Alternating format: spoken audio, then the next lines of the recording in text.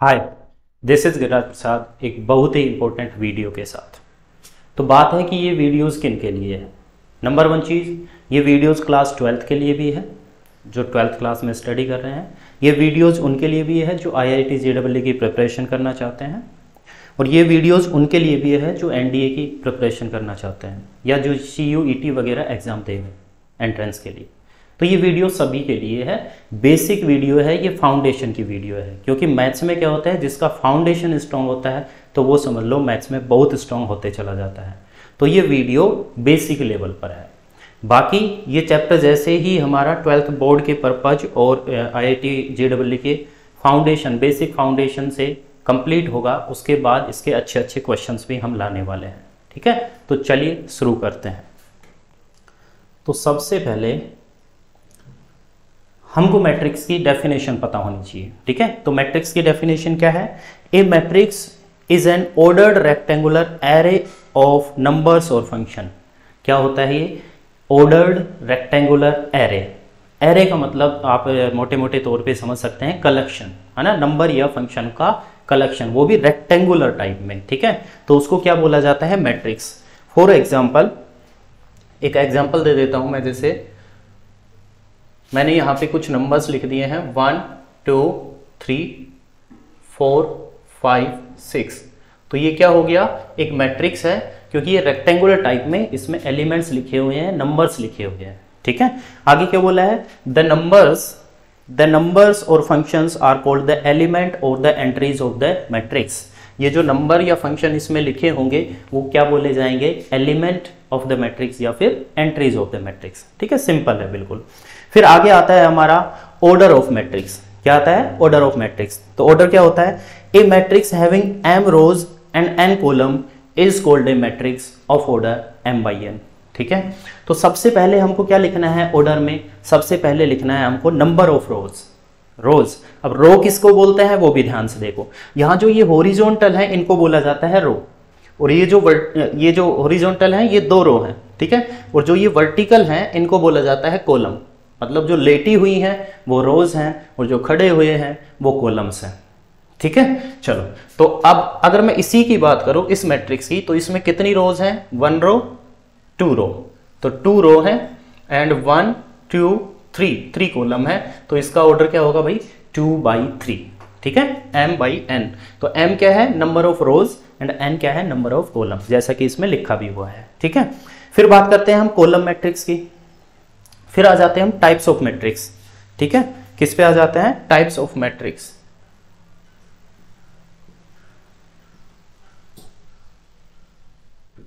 Type of matrix. तो types of matrix में सबसे पहले है हमारा कॉलम मैट्रिक्स। तो कॉलम मैट्रिक्स किसको बोला जाता है? तो कॉलम मैट्रिक्स बोला जाता है a matrix is said to be column matrix if it has only 1 column. ठीक है, किसी भी मैट्रिक्स को कॉलम मैट्रिक्स का बोलेंगे जब उसमें 1 कॉलम हो, रो कितनी भी हो, हमको उससे मतलब नहीं है। कॉलम 1 है तो उसको बोलेंगे कॉलम मैट्रिक्स। चलो, तो इसका एक एग्जांपल ले लेते हैं। यहाँ पे मैं एक मैट्रिक्स लिख रहा हूँ, इसमें 1 कॉलम होना चाहिए, है ना। तो 1 2 3। अब यहाँ देखो, अगर इसका ऑर्डर लिखना चाहें तो 1 रो 2 रो 3 रोज हैं और 1 कॉलम है। तो 1 कॉलम है इसलिए इसको बोल रहे हैं कॉलम मैट्रिक्स। तो कॉलम मैट्रिक्स कुछ नहीं, ज्यादा कुछ कि 1 कॉलम होना चाहिए, तो उसको बोलेंगे कॉलम मैट्रिक्स। फिर आगे हमारा रो मैट्रिक्स। तो रो मैट्रिक्स इसी का भाई है। A matrix is said to be row matrix if it has only 1 row. अगर 1 रो है तो रो मैट्रिक्स बोलेंगे। जैसे यहाँ पे मैं एग्जाम्पल दे देता हूँ। एक मैट्रिक्स C है जिसमें 2 एलिमेंट है 1 और 2। तो इसमें 1 रो है, 1 रो है और 1 2 कॉलम है। तो ये क्या है? रो मैट्रिक्स है, क्योंकि इसमें 1 रो है। ठीक है, सिंपल सी डेफिनेशन है और कुछ भी नहीं है। फिर आगे आता है हमारा square matrix. Very very very very important, बहुत ज्यादा इंपॉर्टेंट है। अब स्क्वायर मैट्रिक्स इसको बोलेंगे a matrix in which the number of rows are equal to the number of columns. Number of rows और नंबर ऑफ कॉलम्स क्या है? Equal है, तो उसको क्या बोलेंगे हम? Square matrix. मतलब number of row, number of column दोनों सेम, तो क्या बोलेंगे? Square matrix is said to be square matrix. तो इसका एक एग्जांपल मैं दे देता हूं, या नीचे लिख देता हूं। तो कोई भी मैट्रिक्स को स्क्वायर मैट्रिक्स का बोलेंगे जब उसमें नंबर ऑफ रो और नंबर ऑफ कॉलम सेम हो। तो जैसे कि मैं यहाँ लिख देता हूँ 2 3 6 7। तो अब इसमें देखो ध्यान से, रो कितनी है भाई, 1 रो 2 रो, 2 लेटी हुई हैं और 2 खड़े हुए हैं, 1 कॉलम 2 कॉलम, तो 2 by 2, मतलब number of rows are equal to number of columns. तो क्या बोलेंगे इसको, स्क्वायर मैट्रिक्स। ये किसका स्क्वायर मैट्रिक्स है, 2 by 2 का, 3 by 3 का भी हो सकता है, 1 by 1 का भी हो सकता है, 4 by 4 का भी स्क्वायर मैट्रिक्स हो सकता है। तो चलिए फिर आगे चलते हैं। तो नेक्स्ट है हमारा डायगोनल मैट्रिक्स। तो डायगोनल मैट्रिक्स किसको बोला जाता है, ध्यान से देखो, a square matrix B equal to B i j, जिसका ऑर्डर है m by n, is said to be a diagonal matrix if all of its non-diagonal elements are zero. That is, a matrix B is equal to Bij m cross m is said to be diagonal if, चलो मैं समझाता हूँ, है ना, ज़्यादा detail में नहीं जाते हैं तो बिल्कुल इजीली समझते हैं, ठीक है। तो डायगोनल मैट्रिक्स किसको बोलते हैं, जिसके नॉन डायगोनल एलिमेंट्स जीरो हो।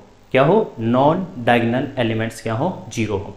चलो ध्यान से देखो, स्क्रीन पे मेरे को बार बार देखना इसलिए पड़ रहा है क्योंकि समझ गए होंगे तुम, है ना। चलो, तो डायगोनल मैट्रिक्स इसको बोला जाता है जिसके नॉन डायगोनल एलिमेंट्स जीरो हो। देखो मैट्रिक्स में ये जो होता है इसको बोला जाता है प्रिंसिपल डायगोनल, ठीक है, और डायगोनल का मतलब यही है डायगोनल, ठीक है, मैट्रिक्स में। चलो, तो जैसे 5 6 7 8 9 10, 5 6 7 0 0 0 डायगोनल मैट्रिक्स बताना है ना हमको। तो ध्यान से देखो, डायगोनल के एलिमेंट तो हैं, बाकी सारे नॉन डायगोनल एलिमेंट है वो सारे के सारे क्या है, जीरो है। तो इसको क्या बोला जाता है, डायगोनल मैट्रिक्स, ठीक है। डायगोनल के एलिमेंट होने चाहिए एक ऐसा स्क्वायर मैट्रिक्स जिसमें डायगोनल के एलिमेंट हैं, non diagonal elements are zero, this is called diagonal matrix, ठीक है।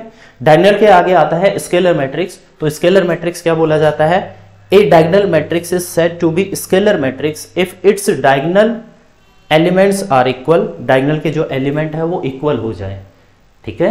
एक ऐसा डायगोनल मैट्रिक्स जिसमें डायगोनल के एलिमेंट इक्वल हो जाए। जैसे फॉर एग्जांपल, इसमें मैं अगर डायगोनल के तीनों एलिमेंट में सेम कर देता हूं, तीनों एलिमेंट क्या हो गए, डायगोनल के सेम हो गए, तो इस मैट्रिक्स को क्या बोलेंगे भाई, स्केलर मैट्रिक्स, ठीक है। तो समझ गए होंगे आई थिंक। स्क्वायर मैट्रिक्स वो होता है जिसमें नंबर ऑफ रोज और नंबर ऑफ कॉलम सेम होते हैं। स्क्वायर मैट्रिक्स से बनता है फिर डायगोनल मैट्रिक्स जिसमें डायगोनल के एलिमेंट होते हैं, non diagonal elements are zero. फिर डायगोनल मैट्रिक्स से बनता है हमारा स्केलर मैट्रिक्स जिसमें क्या होता है, डायगोनल के एलिमेंट सेम होते हैं, ठीक है। तो ये था हमारा स्केलर मैट्रिक्स। चलो आगे देखेंगे। हाँ, तो आगे है हमारा आइडेंटिटी मैट्रिक्स। आइडेंटिटी मैट्रिक्स क्या होता है, a square matrix in which elements in the diagonal are all 1 and rest are all 0 is called the identity matrix। तो क्या बोला गया भाई, एक ऐसा मैट्रिक्स जिसमें डायगोनल के एलिमेंट सारे 1 हो और नॉन डायगोनल एलिमेंट्स क्या हो, 0, तो उसको बोलेंगे अपना आइडेंटिटी मैट्रिक्स। चलो तो देखते हैं। तो आइडेंटिटी मैट्रिक्स जैसे अगर मैं 3 by 3 का लिखना चाहूँ तो डायगोनल के एलिमेंट हमने कर दिए सेम, यानी कि 1 सेम, तो स्केलर में होता है, इसमें होता है 1। डायगोनल के एलिमेंट्स क्या हैं, सारे 1, non diagonal elements are 0, then this is called identity matrix, जिसको I से डिनोट करते हैं। किससे डिनोट करते हैं, I से। अब ये 3 by 3 का आइडेंटिटी मैट्रिक्स लिखा है, ऐसे ही मैं 2 by 2 का भी लिख सकता हूँ। डायगोनल के एलिमेंट 1, बाकी सारे 0, तो ये हो गया 2 by 2 का आइडेंटिटी मैट्रिक्स, ठीक है। चलो फिर आगे है zero matrix. A matrix is said to be zero matrix और null matrix if all its elements are 0, मतलब सारे के सारे एलिमेंट्स क्या हो, 0 हो, तो उसको क्या बोलेंगे, क्या बोलेंगे उसको, जीरो मैट्रिक्स। क्या बोलेंगे भाई उसको, जीरो मैट्रिक्स। अब ध्यान से सुनो, जीरो मैट्रिक्स को 0 O से डिनोट करते हैं। इसमें जरूरी नहीं है कि नंबर ऑफ रो और नंबर ऑफ कॉलम सेम हो, ठीक है। जैसे ये इसमें रो कितनी है, 2, और कॉलम्स कितने हैं, 1 2 3 कॉलम्स है, तो ये 2 by 3 का जीरो मैट्रिक्स है, ठीक है। चलो आगे चलते हैं। उससे पहले मैं एक बार दोबारा से बता दूं कि रो मैट्रिक्स वो होती है जिसमें 1 रो हो, कॉलम मैट्रिक्स वो होता है जिसमें 1 कॉलम हो, स्क्वायर मैट्रिक्स वो होता है जिसमें number of rows equal to number of columns. Square matrix से बनता है डायगोनल मैट्रिक्स, इसका मतलब डायगोनल मैट्रिक्स भी एक स्क्वायर मैट्रिक्स है है ना, जिसमें डायगोनल के एलिमेंट होते हैं, नॉन डायगोनल 0। फिर स्केलर मैट्रिक्स जिसमें डायगोनल के एलिमेंट सेम हो जाते हैं, वो भी क्या है, एक स्क्वायर मैट्रिक्स का ही पार्ट है। फिर आता है आइडेंटिटी मैट्रिक्स जिसमें डायगोनल के एलिमेंट 1 हो जाते हैं, non diagonal element are zeros. ठीक है, तो आई थिंक समझ गए होंगे स्क्वायर मैट्रिक्स के ही पार्ट हैं क्या क्या, स्क्वायर मैट्रिक्स के क्या क्या पार्ट है, diagonal matrix, scalar matrix, identity matrix. ठीक है, तीनों के तीनों क्या हैं, उसके स्क्वायर मैट्रिक्स के पार्ट हैं। चलो फिर आगे देखते हैं। आगे है हमारा हॉरिजॉन्टल मैट्रिक्स। तो हॉरिजॉन्टल मैट्रिक्स क्या है, a matrix of order m by n is a horizontal matrix if n greater than m। n क्या है, ग्रेटर देन m है। n मतलब नंबर ऑफ कॉलम्स, m मतलब नंबर ऑफ रोज। तो number of columns greater than है number of rows के। एक example लिख देता हूं, जैसे कोई भी मैट्रिक्स है जिसमें रो ज़्यादा होनी चाहिए, कॉलम ज़्यादा होनी चाहिए, रो कम होनी चाहिए। चलो मैं 2 रो का लिख देता हूं और कॉलम में ज़्यादा कर देता हूं, 3 कॉलम कर देता हूं, 4 5 6 7। तो ये क्या है, इसमें 2 रोज हैं एंड 3 कॉलम है, तो इसको बोला जाता है हॉरिजॉन्टल मैट्रिक्स। मतलब ये इस शेप में फैला हुआ है। ठीक है, इस शेप में फैला हुआ है, हॉरिजॉन में।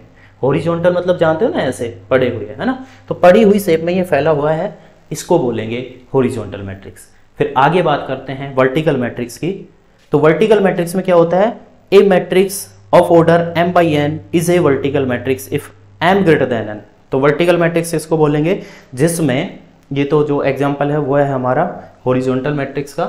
वर्टिकल का मैं इधर लिख देता हूं। तो वर्टिकल मैट्रिक्स में m ग्रेटर देन n होना चाहिए, m ग्रेटर देन n होना चाहिए वर्टिकल मैट्रिक्स में, मतलब number of rose greater than number of columns. तो यहाँ पे मैं एक मैट्रिक्स लिख देता हूँ जिसमें रो ज़्यादा कर देते हैं हम। तो रो मैं 3 कर देता हूँ, 2 4 5, और कॉलम 2 कर देता हूँ, 2 कॉलम्स, 3 3 3। तो देखो इसमें रो कितनी है, 1 2 3, 3 लेटी हुई हैं और 2 खड़े हुए हैं। तो 3 रोज हैं, 2 कॉलम्स हैं, मतलब number of row is greater than number of column. तो इसको क्या बोलेंगे हम, वर्टिकल मैट्रिक्स। ठीक है, फिर आगे बात करते हैं ट्रेस ऑफ ए मैट्रिक्स। ठीक है, very very important. The trace of a square matrix is the sum of all diagonal entries. The trace of a square matrix, trace जो होता है वो ओनली स्क्वायर मैट्रिक्स का होता है। ठीक है, is the sum of all diagonal entries, जितने भी डायगोनल मतलब मेन डायगोनल, प्रिंसिपल डायगोनल के जितनी भी एंट्रीज हैं, जितने भी एलिमेंट हैं, उन सब का ऐड कर दे तो उसको बोला जाता है ट्रेस ऑफ दैट मैट्रिक्स। ठीक है, चलो एक एग्जांपल लिखते हैं। यहाँ पे मैं जैसे एक मैट्रिक्स लिख देता हूँ, स्क्वायर मैट्रिक्स होना चाहिए, ये ध्यान रहना है। ठीक है, ये ध्यान रखना है। तो ये स्क्वायर मैट्रिक्स है 2 by 2 ऑर्डर का। तो इसका ट्रेस कैसे लिखा जाएगा, trace of matrix A equal to इसके जो डायगोनल एंट्रीज हैं उनको ऐड कर दो बस, सिंपल 2 + 5, 2 + 5 = 7। ऐसे ही एक एग्जांपल और अगर मैं देना चाहूँ तो दे देता हूँ, चलो, है ना। तो यहाँ पे दूसरा एक मैट्रिक्स है 2 3 4 5 6 7 8 9 10। तो ये भी स्क्वायर मैट्रिक्स है 3 by 3 का। तो अगर मैं इसका ट्रेस लिखना चाहूं तो कैसे लिखेंगे, ध्यान से देखो। Trace of matrix B equal to diagonal entries मतलब A11 A22 और A33, तीनों को कर देंगे ऐड। चलो कर देते हैं। तो 2 + 6 + 10 कितना हो गया, 18। तो इस मैट्रिक्स बी का ट्रेस कितना हुआ, 18। ठीक है, अब कुछ प्रॉपर्टीज हैं ट्रेस की कि कोई भी, ये देखो जैसे फर्स्ट प्रॉपर्टी है अपनी, फर्स्ट प्रॉपर्टी क्या बोल रही है, trace of lambda times A equal to lambda times trace of A. समझ गए क्या, मतलब ट्रेस ऑफ, ये जो मैट्रिक्स है इसको मैंने किसी नंबर से मल्टीप्लाई कर दिया, इस मैट्रिक्स को किसी नंबर से मल्टीप्लाई कर दिया जिसको मैंने बोला लैम्बडा, है ना। अच्छा, तो इसका जो ट्रेस आएगा तो lambda times trace of A. समझ गए कि चाहे तो ए को किसी नंबर से मल्टीप्लाई करके उसका ट्रेस निकालो या फिर ए का ट्रेस निकाल के उस नंबर से मल्टीप्लाई करो, दोनों चीजें सेम है। ऐसे ही नीचे की है प्रॉपर्टी कि trace of A plus B, trace of A plus B equal to होगा trace of A plus trace of B. ठीक है, वेरी इंपॉर्टेंट कि दो मैट्रिक्स का ऐड करके ट्रेस निकालो या दोनों का अलग अलग ट्रेस निकाल के ऐड कर दो, दोनों बातें सेम है। तो ये थी हमारी properties of trace of a matrix. चलो फिर चलते हैं आगे बात करते हैं हम ट्रायंगुलर मैट्रिक्स। तो ट्रायंगुलर मैट्रिक्स दो टाइप के होते हैं, number 1 upper triangular matrix and number 2 is lower triangular matrix. चलो तो दोनों देखते हैं। तो ट्रायंगुलर मैट्रिक्स में दो टाइप के, अपर ट्रायंगुलर और लोअर ट्रायंगुलर। अपर ट्रायंगुलर में aij इक्वल टू 0 जब i ग्रेटर देन j है तो aij हमारा 0 होगा। चलो ध्यान से देखो, कोई भी मैट्रिक्स है, ये तो पता है ना कि इस एलिमेंट को a11 बोलते हैं, इसको a12 बोलते हैं, इसको a13 बोलते हैं, इसको a21 second row first column है ना, second row second column, second row third column, third row first column, third row second column, third row third column.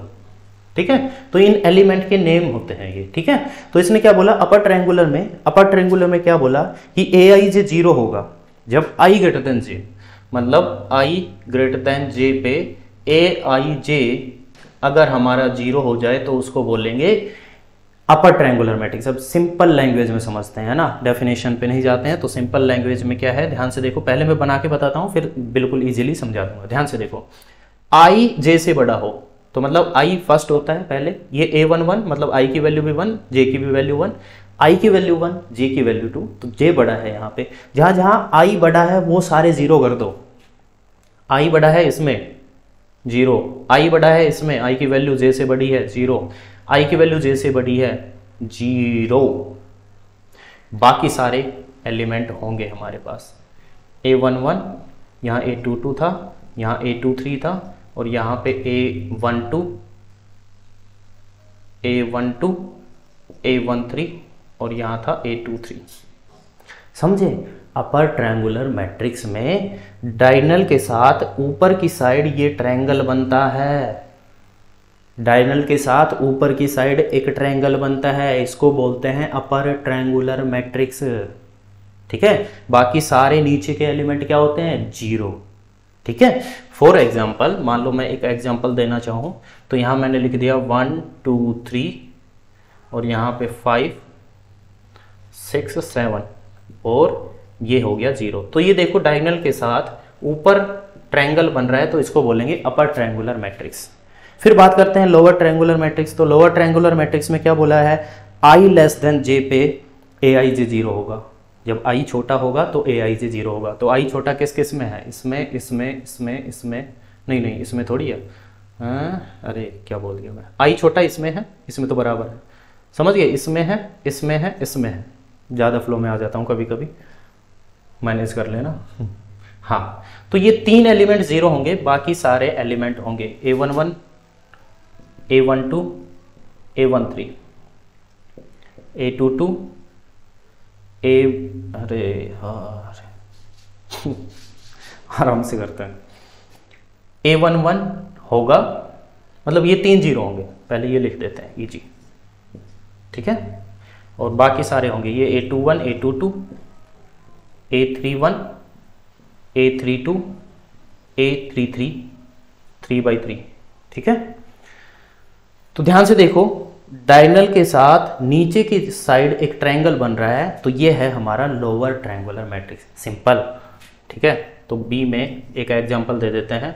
तो ये हो गया हमारा 1 2 3 डायगोनल के एलिमेंट हो गए, डायगोनल के नीचे के एलिमेंट है 6 7 8 और ये 0। तो नीचे की ओर ट्रायंगल बन रहा है डायगोनल के साथ, तो बोलेंगे इसको lower triangular matrix. I think clear है तो कमेंट बॉक्स में ज़रूर बताना एक बार। ठीक है, ताकि ऐसी वीडियोस आपको मिलती रहे। हाँ, फिर ये 2 फॉर्मूला है छोटे छोटे। Minimum number of zeros in triangular matrix of order n। तो number of zero in triangular matrix of order n, मान लो मैं 4x4 ऑर्डर का एक ट्रायंगुलर मैट्रिक्स की बात करूँ तो उसमें नंबर ऑफ जीरोज कितने होंगे। तो सिंपल सी बात है, फॉर्मूला लगा दो n इंटू n-1/2, n की वैल्यू 4 रख दो, 4 इंटू 3/2, ये हो गया 2 2 जा 4 और आंसर आ गया हमारा 6। तो कितने जीरोज होंगे 4/4 में 6 0। अगर मैं 3/3 की बात करूं, जैसे हमने अभी एग्जांपल लिखा था, तो 3 इंटू 3 - 1 2/2, तो कितने जीरो थे उसमें, 3 जीरो थे। सिंपल, ये है ट्रायंगुलर का ट्रायंगुलर मैट्रिक्स। ट्रायंगुलर मैट्रिक्स के 2 एग्जाम्पल हमने देखे। फिर है डायगोनल मैट्रिक्स में नंबर ऑफ जीरोज कितने होंगे। तो तो डायगोनल मैट्रिक्स के भी एक दो एग्जांपल देख लेते हैं।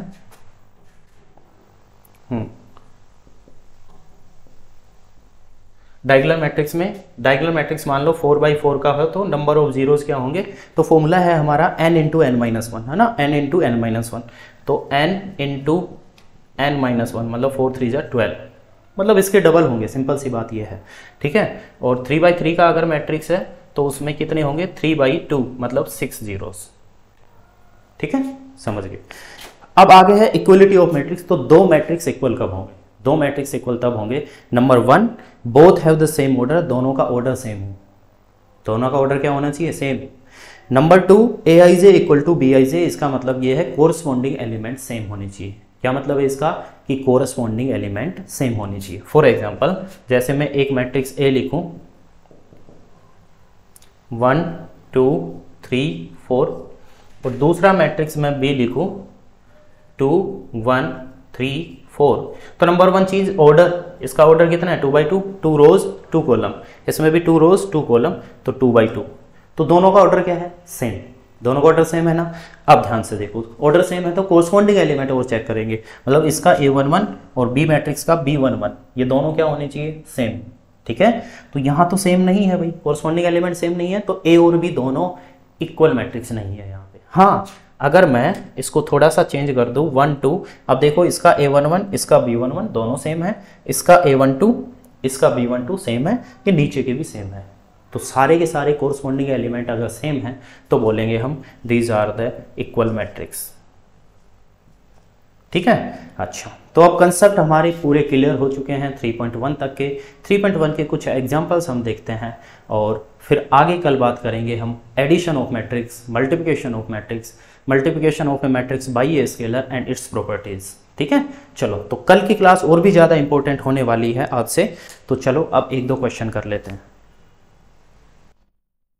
हाँ, तो क्वेश्चन है consider the following information regarding the number of man and women workers in these 3 factories, ठीक है, फर्स्ट सेकंड 3, मतलब तीनों की फैक्ट्री में मैन वर्कर दे रखे हैं, फिर वुमेन वर्कर दे रखे हैं। थोड़ा सा मैं बताऊं क्या, एक सेकेंड, हाँ, तो यहाँ पे एक सेकेंड दो बस मुझे,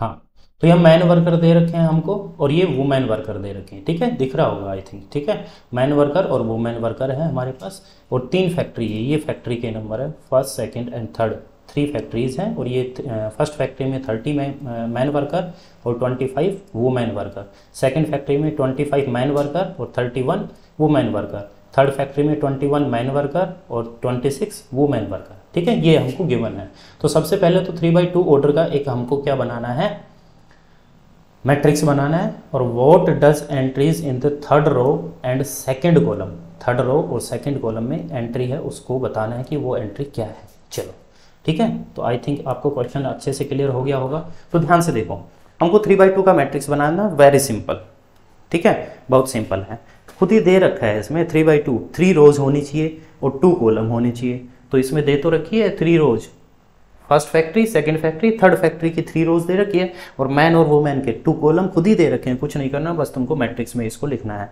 तो 30 आ गया, फिर आया 25, फिर आया 25 और फिर आया 31 और फिर आया 27 और फिर आया 26, तो ये है फर्स्ट का आंसर, और ये 3/2 ऑर्डर का मैट्रिक्स हो गया क्योंकि इसमें 3 रोज हैं और 2 कॉलम्स हैं, ठीक है। चलो आगे इसमें एक चीज और पूछी है, what does entries in the third row and second column represent. देखो थर्ड रो ये रही, थर्ड रो और ये सेकंड कॉलम, तो थर्ड रो और सेकंड कॉलम में जो एंट्री है वो ये है 26, ये क्या रिप्रेजेंट कर रही है, what does the entry in the third row and second column represent. तो अभी बताया ये थर्ड क्या है, थर्ड फैक्ट्री है ना, फैक्ट्री, हाँ फैक्ट्री, थर्ड फैक्ट्री, और ये क्या है सेकंड कॉलम किसको रिप्रेजेंट कर रहा है हमारा, वुमेन को। ओ थोड़ा सा मिस्टेक हो गई है ना, चलो थोड़ा एक बार दोबारा से लिख देता हूँ, एक बार दोबारा से इसको लिख देता हूँ, चलो जल्दी से।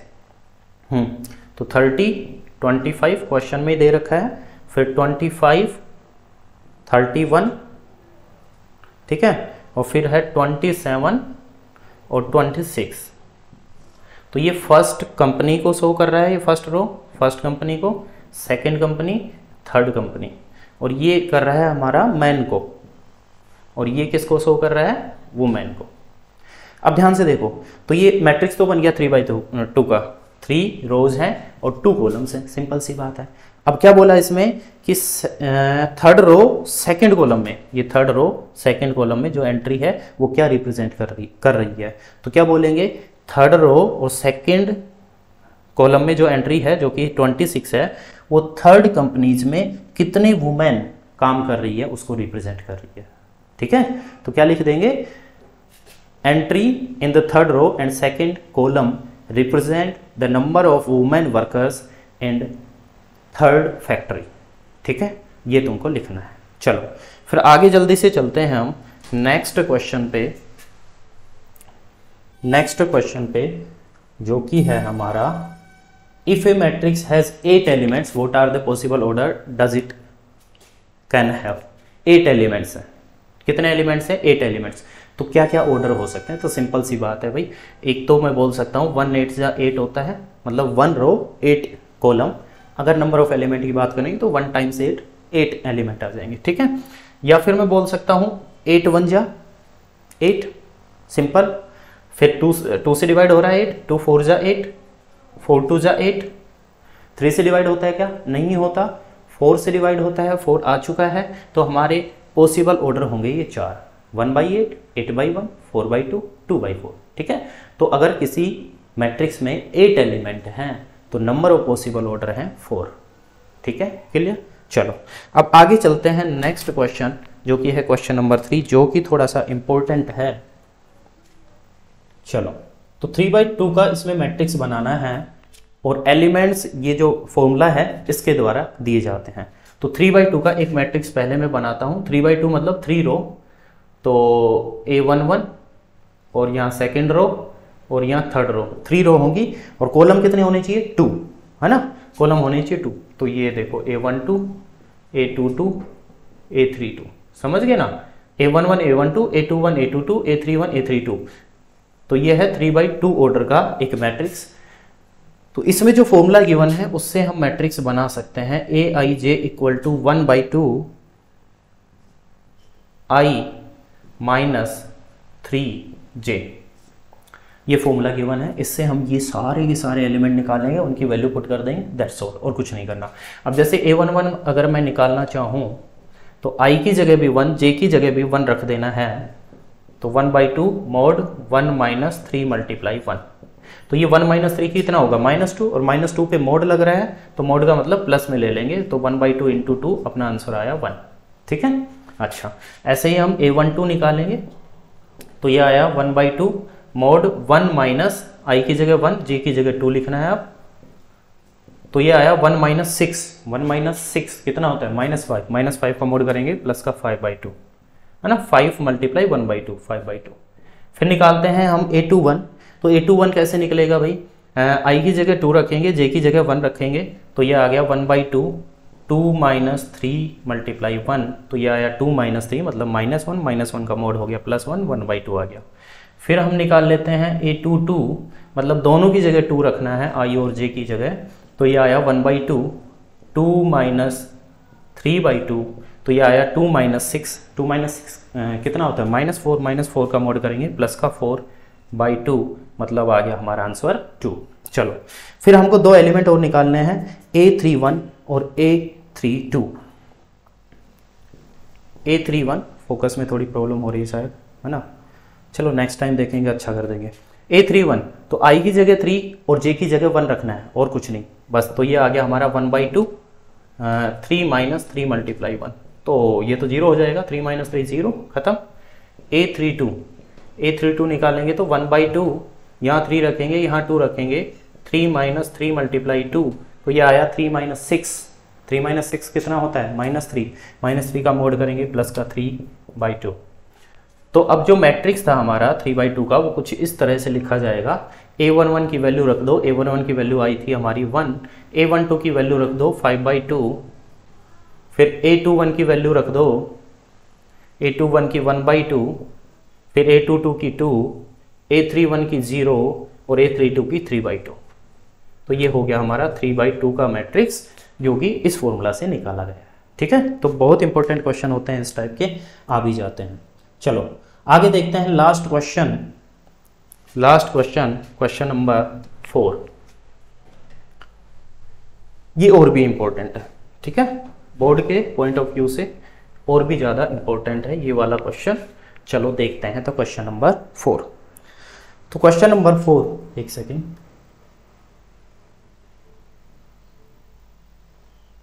ठीक है। तो क्वेश्चन नंबर 4 है हमारा, दो मैट्रिक्स हमको दे रखे हैं, बीच में इक्वल टू का साइन है, तो इसका मतलब दोनों इक्वल मैट्रिक्स है। अगर दोनों इक्वल मैट्रिक्स है तो ऑर्डर सेम होना चाहिए, सेम है ऑर्डर, और फिर कोरस्पॉन्डिंग एलिमेंट क्या होने चाहिए, इक्वल। तो इसका मतलब लेफ्ट हैंड साइड में जो मैट्रिक्स है इसका जो A11 है मतलब x+3, A11 क्या है, x+3, वो इक्वल होना चाहिए राइट हैंड साइड के A11 से, मतलब 0, है ना। तो इक्वेशन बना देंगे और वैल्यू निकल जाएगी सारी।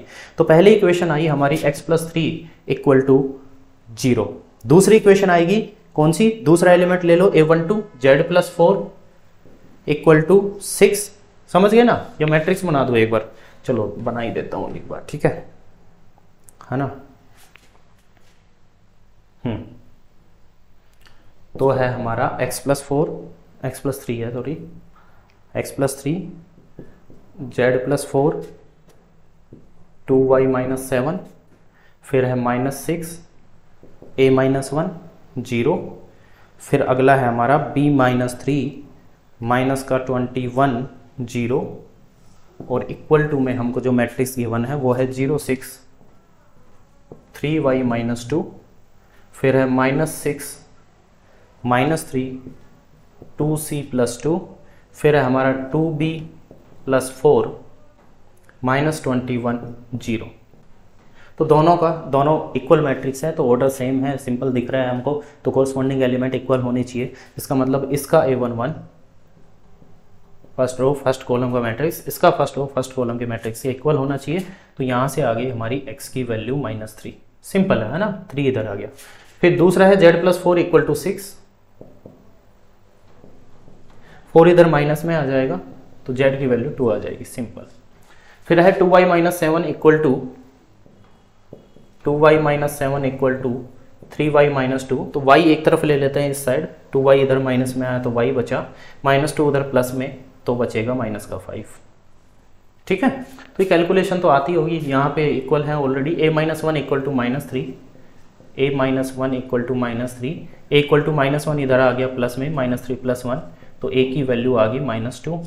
अच्छा आगे देखें तो हाँ, 0 = 2c+2, 0 = 2c+2, +2 उधर गया माइनस में, 2 डिवाइड में गया, सिंपल। ठीक है, तो इजी है। ये क्या है भाई, b-3 है ना, b-3 = 2b+4। चलो इसको लिख देता हूँ मैं यहाँ पे, b-3 = है 2b+4। तो ये b इधर आया तो एक भी बचेगा, 4 उधर गया माइनस में, -7। फिर कहाँ है, b पे आ चुके थे, फिर ये -21 सेम है, 0 सेम है। तो ये सारी वैल्यूज़ हमारे पास निकल चुकी है, बस हमको क्या करना था, कोरस्पॉन्डिंग एलिमेंट्स को इक्वल रखना था। Thank you for watching this video, keep sharing, thank you very much.